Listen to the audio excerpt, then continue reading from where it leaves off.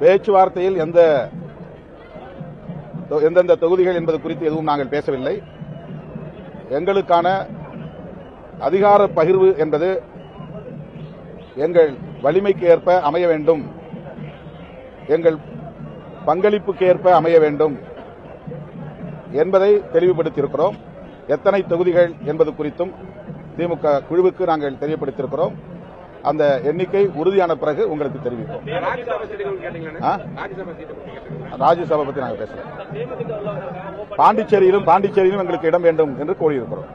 ஒரு பொது தொகுதியும் வேண்டும், தனி தொகுதிகளும் வேண்டும் என்ற கோரிக்கையை வைத்திருக்கிறோம். பாண்டிச்சேரியில் ஒரு பொது தொகுதி உட்பட 2 தனி தொகுதிகள், 3 தொகுதிகள் வேண்டும் என்று கேட்டிருக்கிறோம்.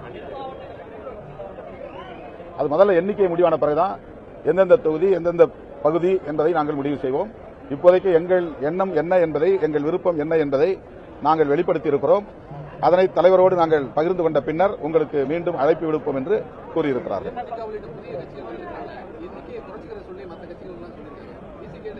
இதெல்லாம் கூட்டணி கட்சிக்கு இடையிலே உள்ள அரசியல் ரகசியங்கள். இதை நம்ம வெளிப்படையா பேச முடியாது.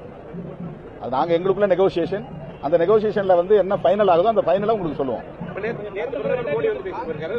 உங்களுடைய அடுத்த கட்ட நடவடிக்கை எந்த மாதிரி இருக்கு? அவங்க தேர்தல் ஆரம்பிச்சுட்டாங்க பொதுக்கூட்டத்தில். நான் ஏற்கனவே சொல்லியிருக்கிறேன், தமிழ்நாட்டை பொறுத்தவரையில் மோடி வித்தை எடுபடாது.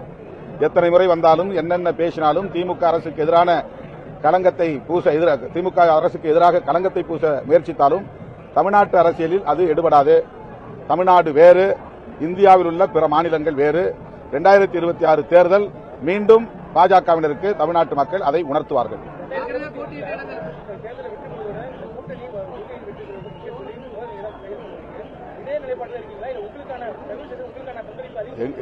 எங்களுக்கான பங்களிப்பு, எங்களுக்கான பகிர்வு என்ன என்பது குறித்தும் நாங்கள் எங்கள் கருத்தை உறுதிபட தெரிவித்திருக்கிறோம். அதே வேளையில் நீங்கள் சொன்னதைப் போல கடந்த தேர்தலில் நாங்கள் இந்த கூட்டணியின் வெற்றி எவ்வளவு முக்கியம் என்று கூறினோமோ அதே உணர்வோடு இன்றைக்கும் நாங்கள் அதில் உறுதியாக இருப்பதற்கு காரணம் தமிழ்நாட்டு அரசியல் சூழல் அதே சூழலாகத்தான் இருக்கிறது. இங்கே மதவாத அரசியலுக்கு இடமில்லை, சாதியவாத அரசியலுக்கு இடமில்லை. மதத்தின் பெயரால், சாதியின் பெயரால் வெறுப்பு அரசியலை பரப்புவதற்கு தமிழ்நாட்டின் மக்கள் அனுமதிக்க மாட்டார்கள் என்பதை உறுதிப்படுத்த வேண்டிய தேவை இருக்கிறது. அதே திமுகவுக்கு என்ன பங்கு இருக்கிறதோ அதே பங்கு அந்தந்த கட்சியின் வலிமைக்கு ஏற்ப உள்ளது. எனவே விடுதலை சிறுத்தைகள் கட்சிக்கும் தமிழ்நாட்டின் இந்த சுமூகமான அரசியல் சூழலை மதவாத சக்திகளால் பாதிக்க செய்வதற்கு இடம் கொடுத்துவிடக் கூடாது என்கிற பொறுப்புணர்வு இருக்கிறது. அந்த பொறுப்புணர்வோடு எங்கள் அதிகார பகிர்வையும் உரிமையோடு எடுத்துரைத்திருக்கிறோம். முதல்வரிடமிருந்து எங்களுக்கு மீண்டும் அழைப்பு வரும்போது உங்களுக்கு தெரிவிப்போம். அதான் அது நெகோசியேஷன்ல இருந்து அதை பற்றி வெளியே சொல்ல முடியாது.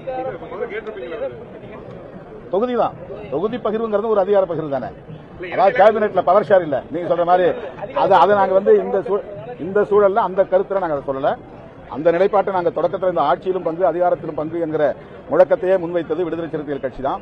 2001க்கு முன்னாடியே மூப்பனார் அவர்களோடு நாங்கள் களத்திலே இறங்கிய போது அதிகாரம் இல்லாத ஒரு சமூகமாக, ஒடுக்கப்பட்ட சமூகம் இருக்கிறது, அந்த சமூகத்திற்கு அதிகார பகிர்வை கோருகிறோம் என்ற கருத்தை முன்வைத்தோம். அந்த நிலைப்பாட்டில் இன்றைக்கும் உறுதியாக இருக்கிறோம்.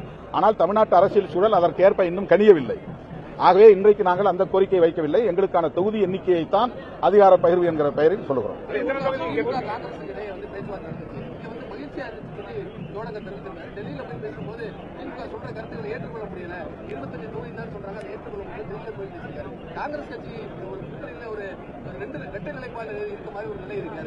அது காங்கிரஸ்காரங்க தான் இந்த கேள்விக்கு பதில் சொல்லணும்.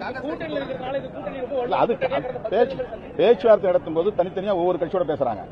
அதை நான் இப்படி இன்னொரு கட்சியுடைய கருத்துக்கு பதில் சொல்ல முடியும். எங்க கட்சியினுடைய நிலைப்பாட்டை பற்றி நான் பேச முடியும். நாங்கள் ஒரே கூட்டணியில் இருந்தாலும் ஒவ்வொரு கட்சியும் தனித்தனியான கோரிக்கைகள் வைத்திருக்கின்றன.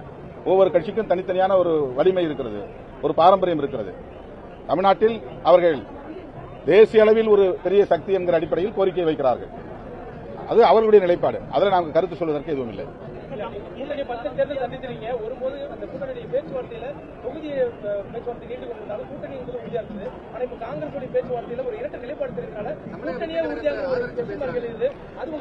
என்னதான் பேச்சுவார்த்தையில் ஈடுபடி நடந்தாலும் கூட காங்கிரஸ் திமுக கூட்டணியில் தான் இருக்கும்.